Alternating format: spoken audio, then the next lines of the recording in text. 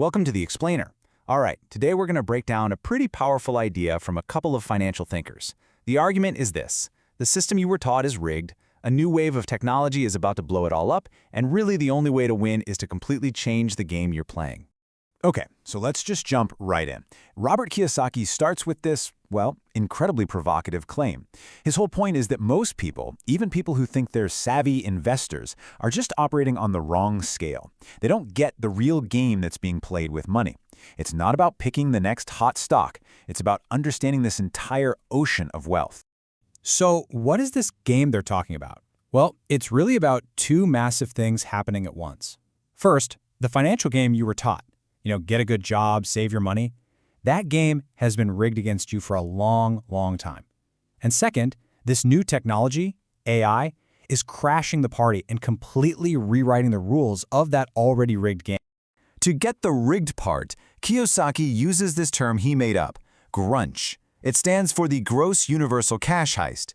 He's basically describing a coordinated system, the Fed, Wall Street, the Treasury, all designed to, legally and quietly, pull wealth away from the average person.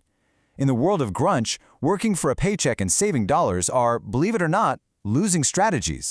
Now this is where it gets really interesting, because the second force, AI, is totally different from anything we've seen before. Financial expert Andy Tanner argues this isn't like when the ATM or the computer was invented. That was creative destruction, right? A machine takes a job, but it creates a new, better job for a human. He says AI operates on comparative advantage. This means it's not just better at one task, it's becoming better at the entire process of learning and doing things. For the first time, a machine can perceive, think, and act better than a human at almost everything. It's not about replacing old jobs with new jobs, it's about replacing human labor itself.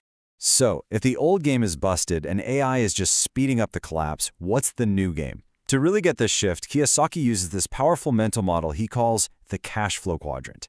The key idea here is it's not about what your job title is, it's about where your money actually comes from. He divides the world into these 4 ways of making money. Over on the left side, you've got E for employee and S for self-employed or specialist, and on the right side, you have B for a big business owner and I for investor. The left side. This is where about 95% of us live. It's what our schools train us for. You trade your time for money. The whole mindset is built around job security and that steady paycheck. But here's the catch. You also pay the highest taxes, by far, and you're taught that debt is this terrible trap you have to avoid at all costs. The right side, though, they're playing a totally different game. People here don't work for money. They own assets that make money for them. Things like businesses, real estate, brands. They build systems. And this is crucial.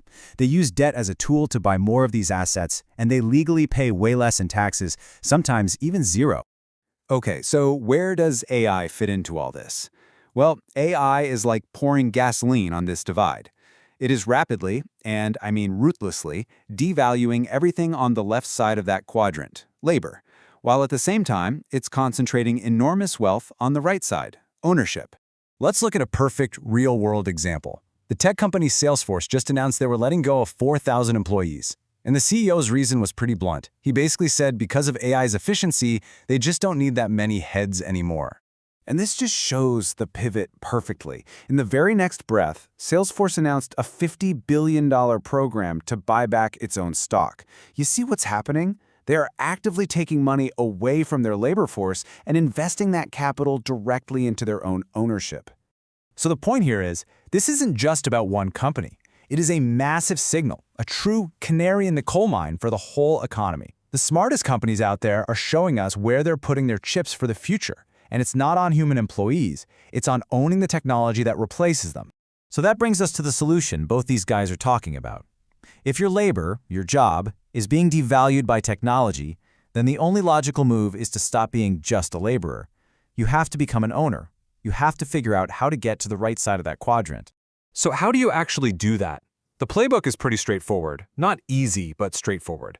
First, you have to get a real financial education. Learn the rules of the right side. Second, you focus all your energy on one thing, acquiring assets that produce cash flow. Third, you learn to use the system's own tools, like debt, to speed up your growth. You generate cash, use tax laws to your advantage, and finally, you take that cash and reinvest it to buy even more assets. It's a cycle that just builds and builds on itself.